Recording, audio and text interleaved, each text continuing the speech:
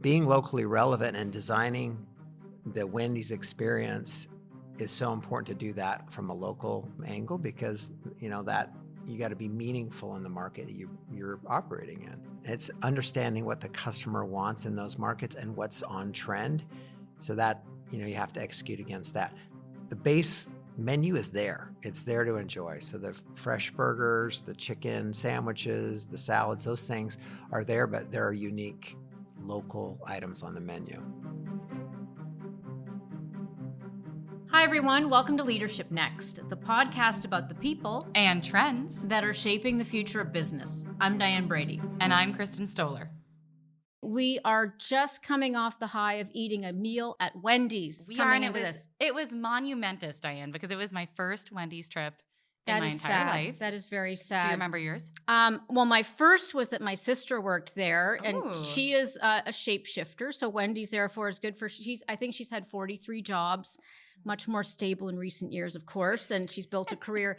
But I do remember hanging out at Wendy's, getting free food. What would you because get? of her?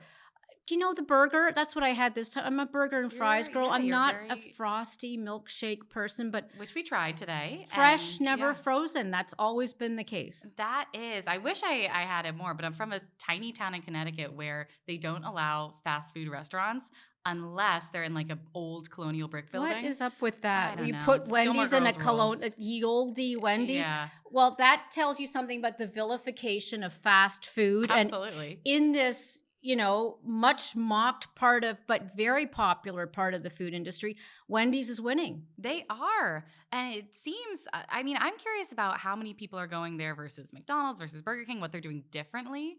The baked potato, it seems like they're leaning into heavily based on our lunch today. Yeah. But I'm also interested in Kirk and his background too. Yeah, well, he came from PepsiCo. And PepsiCo, for those of you who think about academy companies, which is basically the training school for CEOs of America, PepsiCo is definitely one of them, up there previously with GE, P&G, Google. So he spent more than 3 decades there, and he ran the North American operation. So guaranteed that's got to have had an impact in how he's running. Makes you wonder Wendy's. What these companies are doing to incubate all these CEOs. Well, part of it is you get to run a business unit. You get to deal with all the different issues that you deal with as a CEO on a minor level when you're at a company like that. But we'll find out. I want to brag again about my Japan trip and say I saw Wendy's first kitchens all over Japan. That's what they call them there. Wendy's first kitchens. They looked beautiful, way more beautiful than the Wendy's here in the U.S. And I'm wondering about their global strategy. Well, I think that's a good point. And one of the things I will say is those of you who travel outside the U.S., you'll notice that fast food restaurants tend to be often 3-star restaurant experiences there. I've noticed that with KFC and others. It's a big deal. You can take a date to Wendy's or some of these fast food restaurants. Never happened to me, but there's always time for a first. Maybe less likely here, but let's face it, this is how a lot of people eat, and especially if we're heading into hard times, it's how a lot more people will eat too, because you do get value for money, but it's big food. And of course, there are questions about nutrition, health, and things like animal welfare, because sometimes those cheap prices come at a cost. 100%. So we will address all that with Kirk when we come right back. We're entering an era of innovation unlike any we've witnessed before. You all see it. The pace of technological change is staggering, and it's challenging for any leader to keep up. We spoke with Jason Gerzadis, the CEO of Deloitte US, which is the longtime sponsor of this podcast. Here's his advice for leaders on how to navigate this new world. There's probably nothing more important for CEOs, no matter what organization they're leading, to really be thinking about technology's impact on their workforce. It's really a function of how do you think about technology in concert with your workforce. We at Deloitte talk about it as the age of with, the age of technology with your workforce, and really embracing this idea of the codependency of technology and workforce. We're also in an environment of a very tight workforce where there's a scarcity of top talent. That's going to be the challenge for organizations to demonstrate to top talent that they can grow and evolve the work that they do, working with leading technology in a very aligned way. Finally, it's what top talent really wants in an organization, is to learn and grow and to be part of an organization that's supportive of them actually embedding technology in their work. Well, Kirk, I have to first give our apologies because I know we made you take your Wendy's drink off camera, Yeah. but you do, in fact, I'm not going to say eat what you kill, but you definitely drink what you sell. Yeah. So That's good right. for What were you you. drinking? Well, thank you. What was it? I'm having a Coke Zero from Wendy's. Oh, what's your Wendy's order?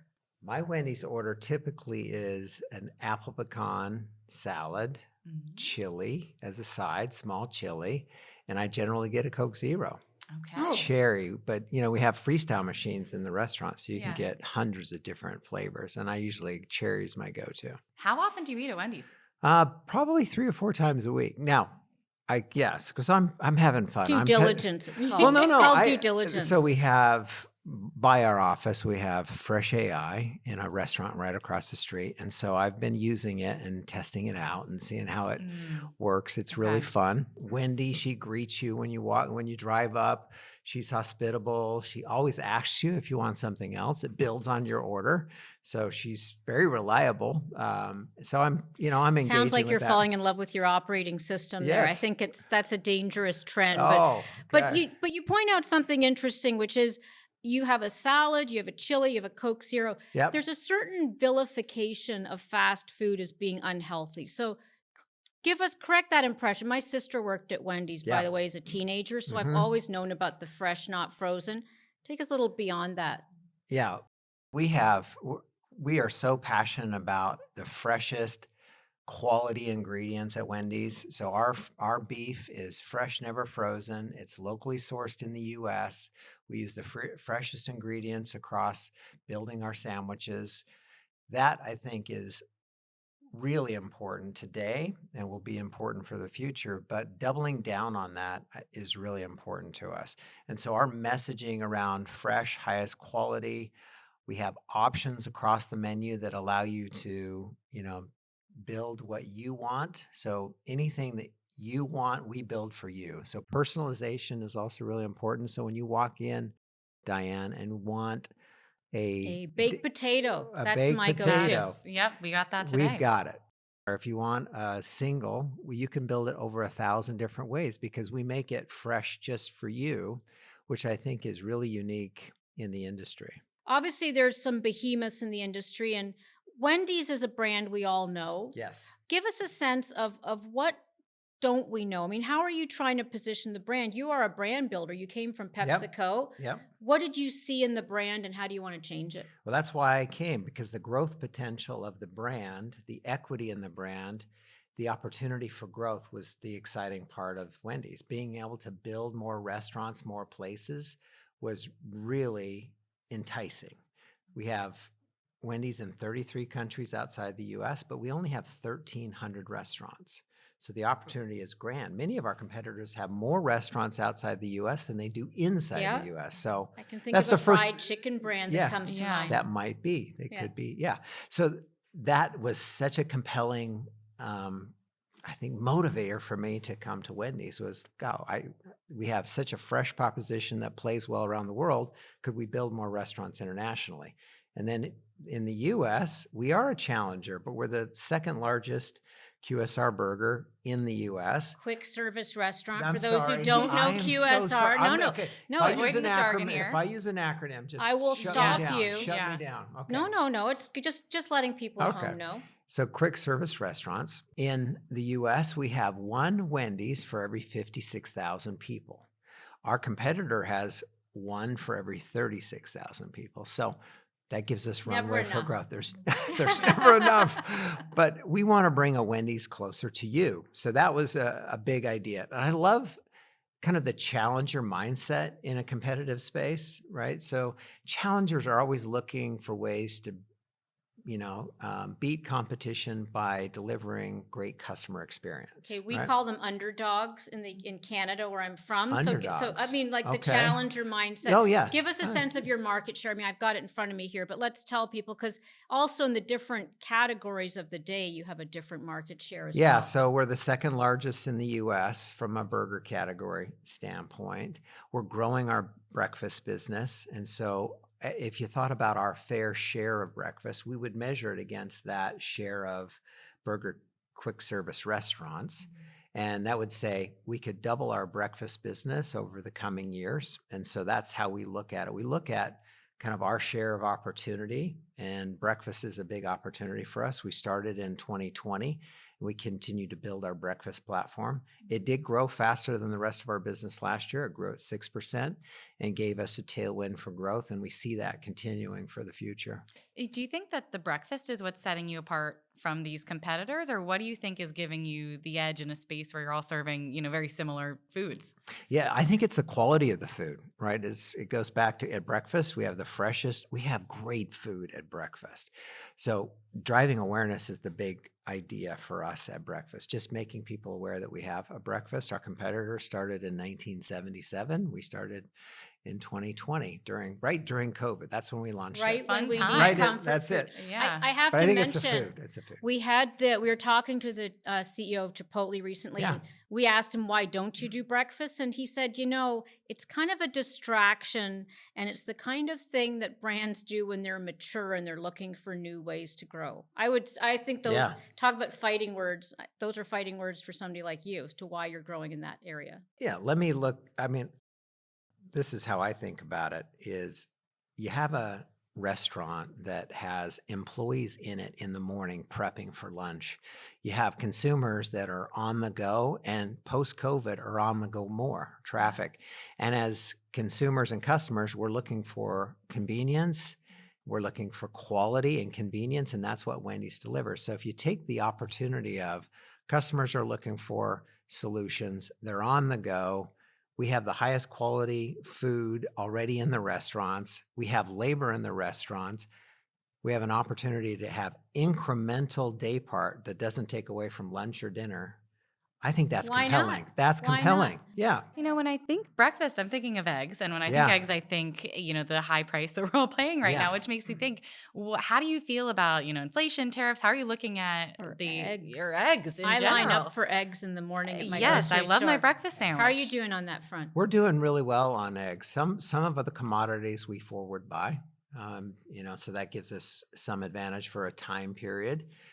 But Unless they kill the chicken. There's that. Yeah. There's Well, that, Kirk. Those are different chickens. Those There's are different there's chickens. You're for absolutely lay right. Eggs and You're then- absolutely shame on me. That's Which is why you're running I Wendy's didn't know we and were I'm going not. to talk Here. chickens, but the opportunity at breakfast, the food cost is lower at breakfast than it is in the rest of the day part. That's so true. It is. There's profitability upside. True. I didn't talk about it, but now that brings that into focus.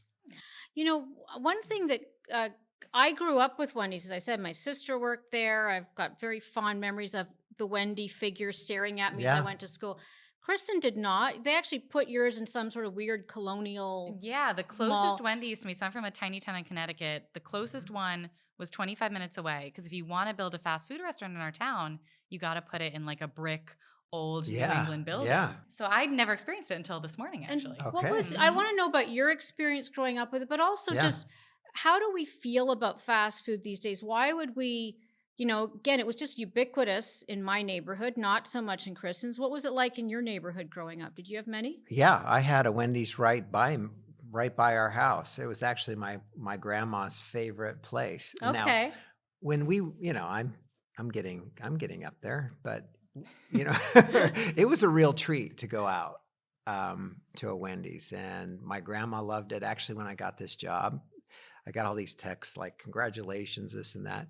And my brother sent me this text like, Grandma Brazier would be so I excited. thought you were going to say your grandma sent you a text, No. in which case I was we'll like, talk that would about be longevity. amazing, yeah. We'll talk about longevity. She was eating Wendy's. She lasted forever. This opportunity of being in the right neighborhood, I think is interesting. In Canada, 50 years Her ago. hometown. 50 years ago, we have My over home country, Mhm. yeah. we have over right. So we have over 400 restaurants in Canada. We source everything Canadian. So the beef is Canadian Mhm. beef. all Lucky the- you in a time of tariffs. Yeah. Yeah. So everything is very, we talk about globally great, locally even better.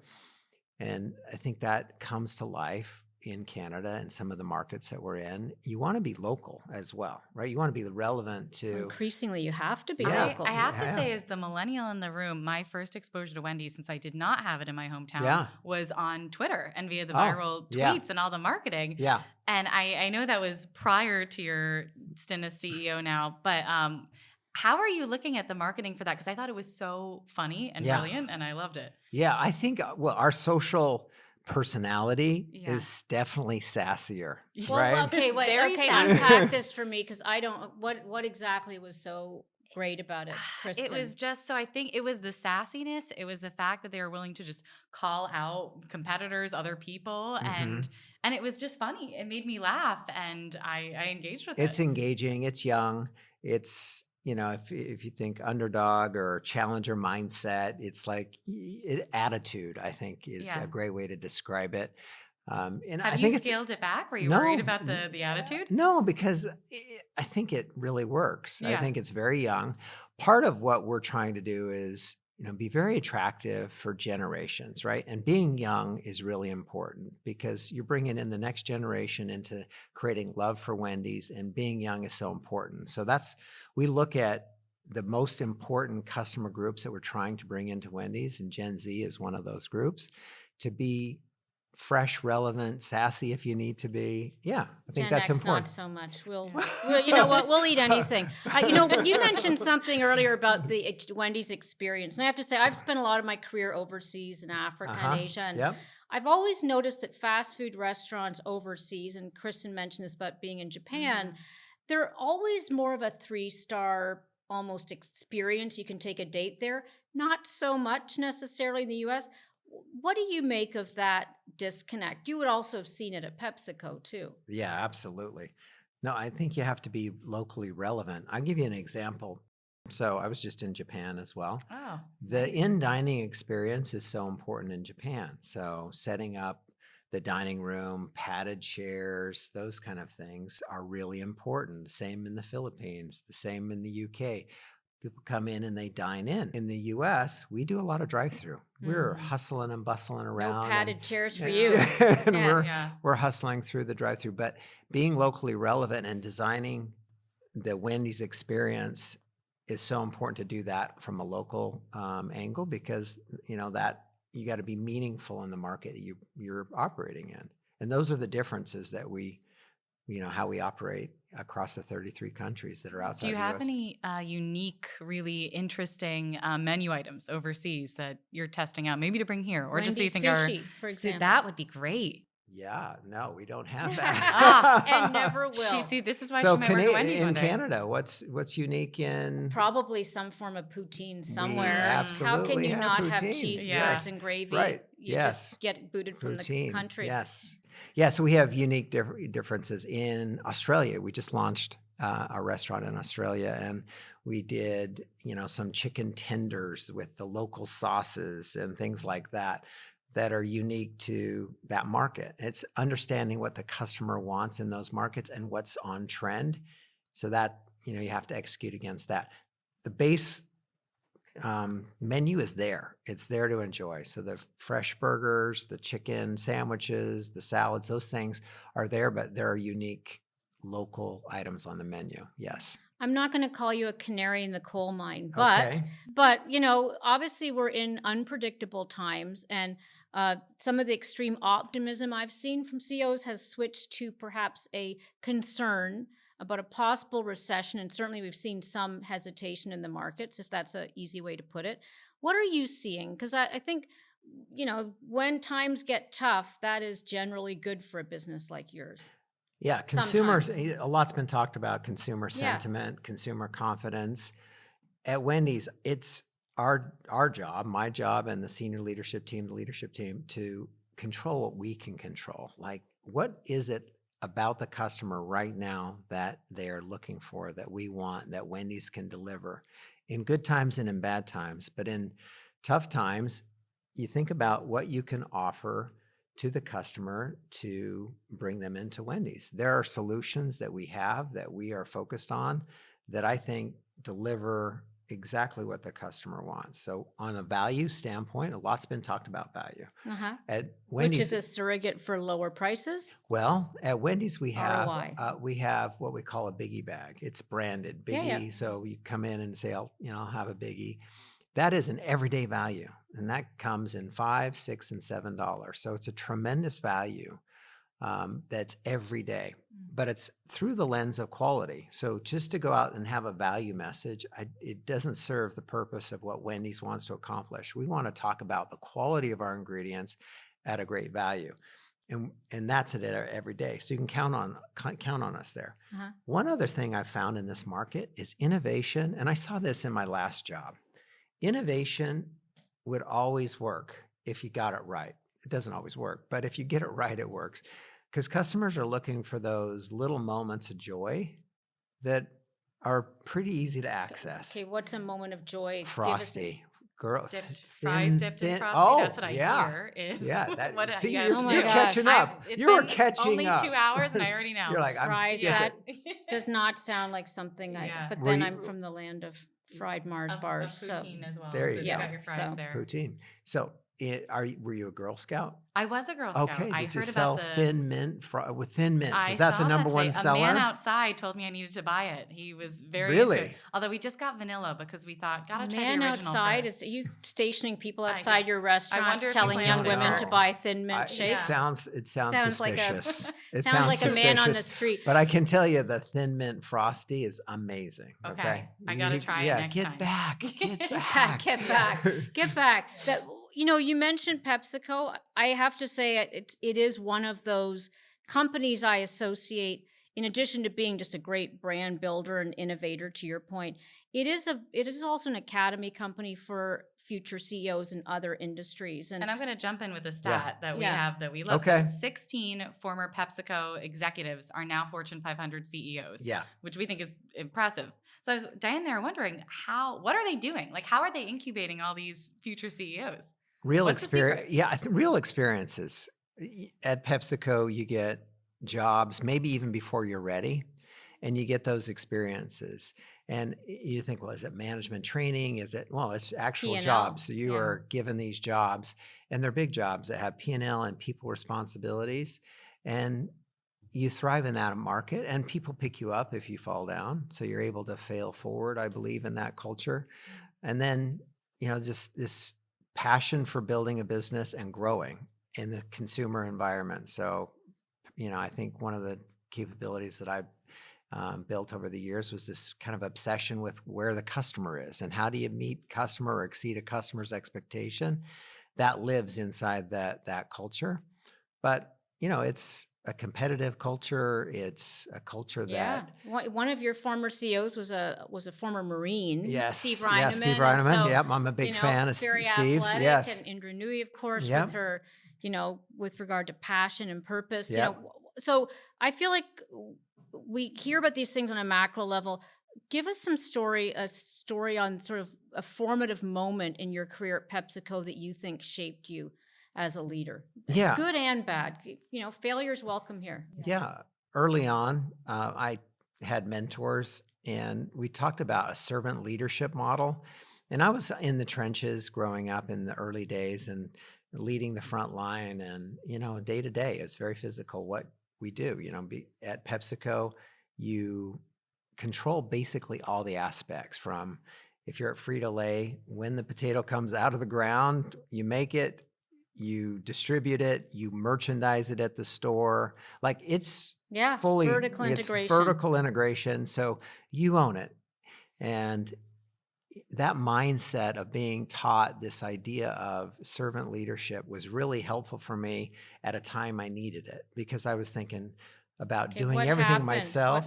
What I was pulled aside by a mentor, and we were in a meeting, and I had my team in there, and I was answering all the questions because I wanted to be good, do good, and all those things. And he pulled me aside and says, let your team answer. Let others get results through others. That's important. And then we went through this servant leadership model, which is kind of an upside down pyramid, right? That has the CEO at the bottom and the front line at the top, because the customer is above the organization and everything is in service of the customer. And everyone in the company should be in service of removing obstacles for those that are at the front line. That was and I needed it at that time. And so I was like, wow, okay, that changed my perspective on how I led, how I got results through people. It didn't have to be me. And then, later in my career, I started talking a lot about and trying to teach this idea of selflessness, meaning it's more important for the team to win than you individually to win.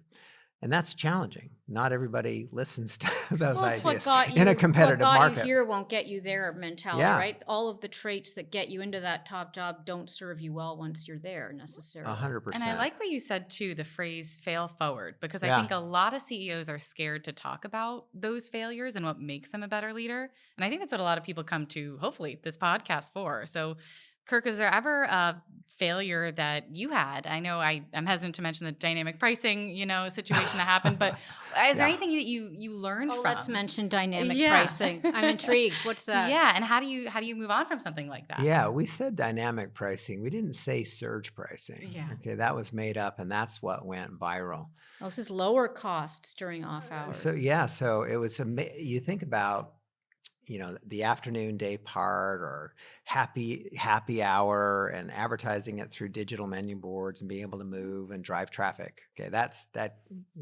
what happened. It turned into something that was absolutely not true, and it went a different way. Yeah. But those are behind us. Failures generally for me have been in the product space when you're thinking about doing all the right things for the customer or the consumer.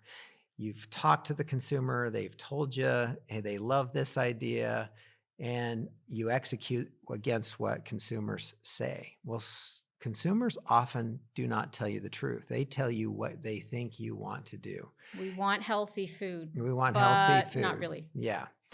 So made a big product change. That product change tasted the flavor slightly. And that product was so important to customers out there that had 3 or 4 of them a day. They loved that taste. Well, we changed that taste. Sounds like new Coke, but you Yeah. never worked there, so No, it's a but different. it was a similar one, just Okay. a Pepsi version of that. And it was a mistake because when you go back and say, well, understand the customers that love this brand. If you change it, will they still love it? The answer is no, right? If you take something that you love and the person that provides that changes it and it changes how you love the brand, it's not going to be successful.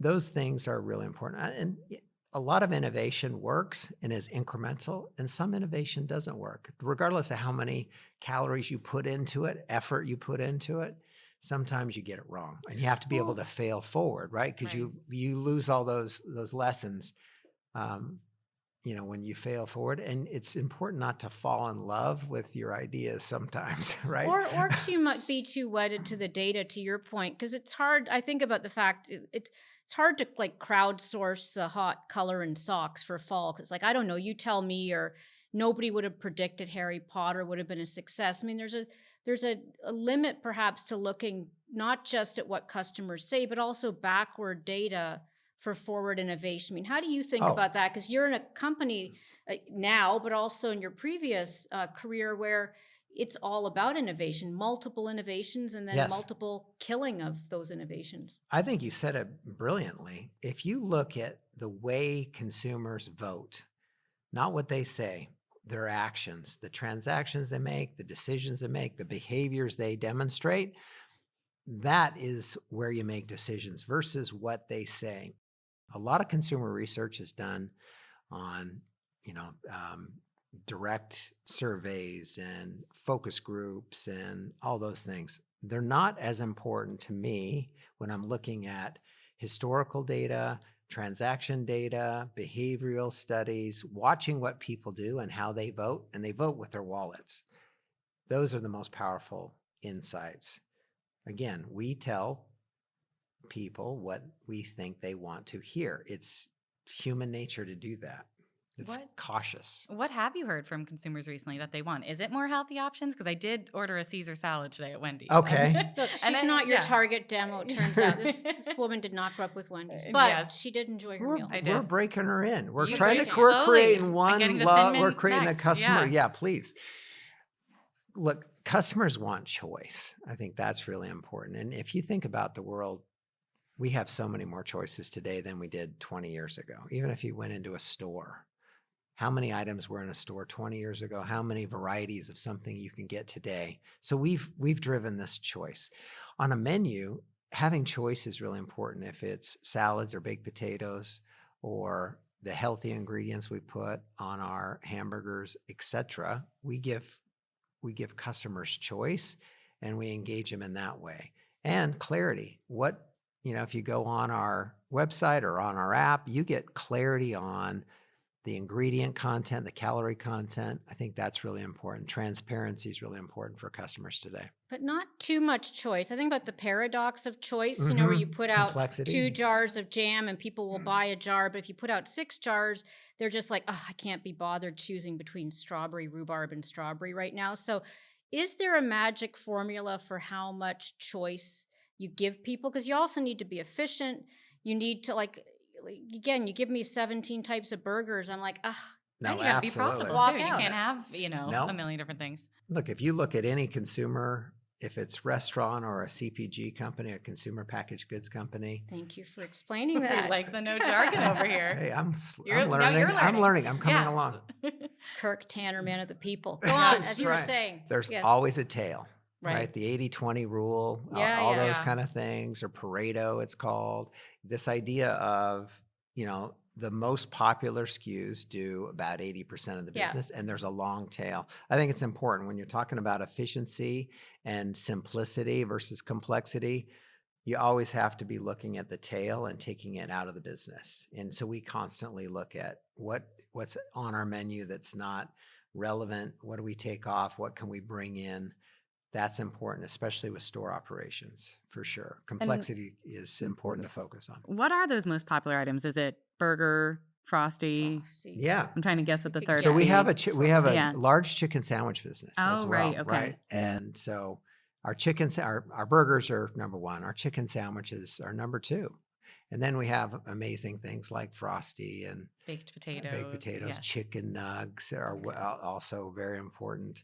Those are many of the popular things on the menu. We are innovating on our chicken. Chicken is growing. It's important as a consumer dynamic. Young people, multicultural consumers are looking for chicken. We are innovating on our chicken platform. We're doing this partnership with Takis. I don't know if you've heard of Takis. I have definitely heard of Takis. Okay, now you're in. Big Okay, now Takis here fan. we I've go. never heard of Takis. Okay. Diane, we got to test those on the No. next one. So Diane, Yeah. I got asked this question at the investor day. Takis? Did they stump you on that one? No. No, you knew it. I studied snacks for like 30 of years. course. Okay, me a couple. Yes. No, but a Gen Xer stood up in the audience and says, does anyone in the Gen X generation eat Takis? And I was like, absolutely. They're Anyway. like these little rolled corn See? chippy things. They're so I know So what they Gen, are. Yeah, Gen I mean, Z, so we're doing a Takis chicken sandwich. Okay. And we're doing Takis fries. So we're taking our hot, crispy fries and covering them in the Takis That's- seasoning. Sounds like a It's- Canadian thing to do. Take a it's- good it's- fry and cover it with all kinds of things. Gen Z loves this I'm idea. sure they. Yeah, I'm sure. this will be a hit. Can I ask about Gen Z for Yeah. a second? Because I started my career at the age of 15 in Ponderosa, which I consider fast food, maybe a little Yeah, more yeah. slightly upscale because you Yeah. could have mushrooms or mushroom sauce with your steak. Yeah. Ket. But tell me about the opportunities you see for. I don't know what your first job was. First, tell us. But I feel a little wistful. It seems harder to get jobs in fast food restaurants now, and that next generation coming up. There's a lot of discussion about labor and how they're being disintermediated by technology. What do you see? Let's start with what were you doing as a teenager? My first job was at Sardini's. It was an Italian sandwich Oh, shop They do tip in- there, I'm sure. in Fashion Place Mall in Salt Lake City. That's where I started. I loved it. Taught me a great deal. Making sandwiches and preparing. Again, it was made with fresh ingredients. The steak would come in and you would slice the steak and create this, it was a great job. It was a great job. And I did it through high school. Yeah. So you grew in the restaurants. Your responsibilities grew, right? Fast food now seems to be more the realm of adult workers as opposed to kids. I think it's a combination of both. I think Wendy's is still a really great place to get your first job or a summer job and build your skills. I think that's really important that you get that first opportunity. And I think Wendy's is that place to do that. I think that we can still play a role in that environment. I think that's a great place to start your career because you learn responsibilities and you learn about taking care of a customer. I think kind of that customer mindset is one of the most powerful things you can teach a young person because that will spill over to any job that you do. Being able to resolve conflicts, engage with customers, deliver what they want. Those are all so valuable skills for whatever you're going to do in life. That's fair enough. Yeah. What advice would you give to those young Gen Zs who see where you're at, Yeah. coming from the sandwich shop to Yeah. the C-suite? What would you tell them? Get started. I think the thing is like, get started, get a job. I think it's so important when you get a job as a young person, immediately you get independence. If you ask a young person, what do you value most? I bet independence is one of those things When they you're want. 16, for sure. Right. Yeah. And then the next thing is, well, what'll give you independence? Well, your own money. Getting your own money allows you to do now the flexibility that you want. No one likes to go to their parents and go, hey, Dad, Mom, can I have $20? But come on. When you have your own money, it is so liberating and it drives independence. And then once you have it, you want to keep building on it. And I think that's an important That's the thing. hope and dream. Yeah. You know, unless your kid basically gets a job, buys an e-bike, gets it stolen twice, and then you're like, you know what? Get another job. Just a That's on you. hypothetical, not from That's experience over there. hypothetical. It yeah. sounds hypothetical that from a happened friend, this week. From a friend. From a friend. From a Speaking friend. of a friend. Okay. But he does work, and so there's always more money to be made. Yeah. In terms of, I want to just, because this is about leadership next, I'd love to hear your thoughts just on the state of leadership right now and what you found to be particularly effective, because I'm assuming both from your customers, but also your employees, these are turbulent times without getting into politics. We've got issues around immigration, tariffs, now the outlook for the economy. Yep. What have you found to be most effective? Because I'm sure a lot of them are being impacted by this directly or indirectly. Look, culture drives strategy Yeah. in a business for sure. And so this idea of creating a culture where everyone can feel valued, engaged, and they can operate at their very best self. I think that's really important to create in a high-performing companies. Generally, when you walk in the door of the company, you're valued, you're respected, your voice is heard, and you bring your best to work. That is really important. Regardless of what's going on in the outside environment, if you can create that on the inside, I think that's really important. When I talk to young people growing their careers, I talk to them about get the first job right or the job that you're in. A lot of young people come to me and go, I want to talk to you about the 3 next jobs. I'm like, 3 next jobs? Really? What are you doing today? And how do you do a great job and be recognized for your leadership, how you take people with you, and how you perform in the job? And then I believe your career acts like a vacuum and it sucks you along. So if you do a great job, people see that you're doing a great job. I've not And heard they the wanna- vacuum analogy before. Yeah, That's a good that's a one. good one. And then you get sucked along. And I found that to be true. I never asked for another job. I never went saying, hey, boss, I would really like that job. Usually it was someone came and said, hey, we'd like you to do this job. And, some of those times you weren't even thinking about that opportunity, but someone pointed it out and said, you could do that. You should do that. That I think is really powerful today because I see a lot of young people trying to map it out like it's a clear roadmap with no bumps in the road and no turns in the road. And you're like, no, man. Adopt a 5-month plan, not a 5-year plan, there I are guess. bumps, So, there's potholes and there's S-turns and things are unpredictable. So you just got to be great in the job you're in and you'll get pulled along. Is there any one moment that you can look back on and think, this is the moment that got me that CEO job? Probably when I moved to the UK, I thought I was, relatively young, but I had done the same level in the company. This was my 3rd time doing that. So I had another lateral move, but I took it to go to the UK to have a different experience and to learn. And I showed up as the raw American, can do anything, high-fiving that goes everybody. over really well over there. High-fiving everyone, charging the hill. And it was, it Ted went over. Lasso approach right there for you. It went Yeah. over like a lead balloon. What- It was not great. What okay. are the cultural, I grew up in Yeah. Scotland till I was Yeah. 9, and so I have a sense of the cultural differences. What do you think we underappreciate as Americans about how things work differently over there in terms of what you learned? Yeah, debating an issue. being able to take one side and take another side and come up with what is a third way. So what I learned right off the bat was discussion was important. You could have strong debates that were not personal, but if we were Americans, we'd take that stuff personal sometimes. I think that's changing, but having those debates taught me how to think.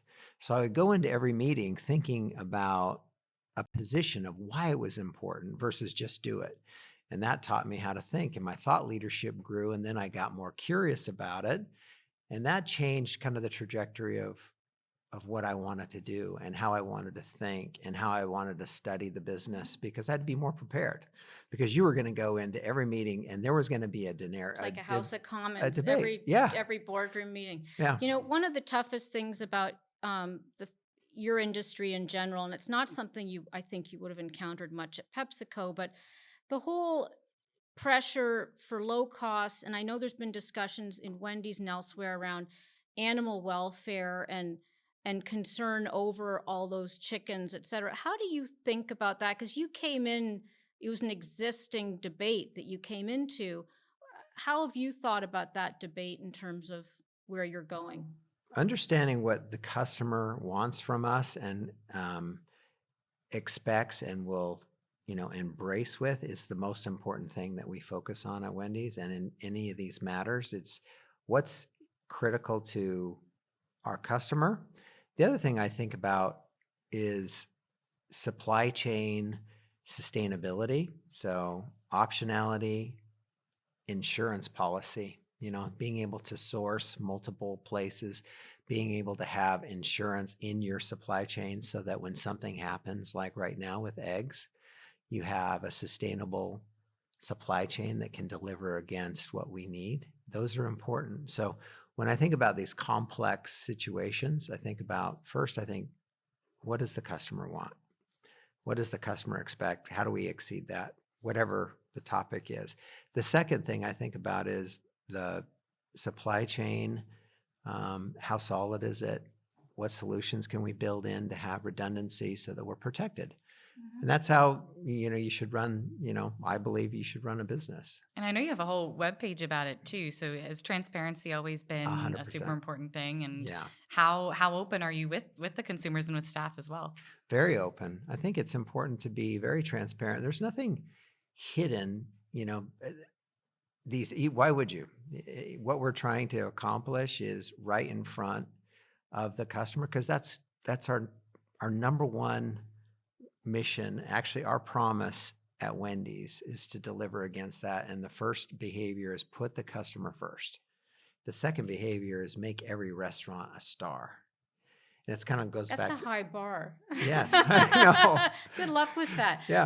You mentioned culture shock. What was the culture shock for you coming from 3 decades, plus at PepsiCo to Wendy's? What was different about just the way people think and operate? Obviously a different industry, but on a more 30,000-foot level.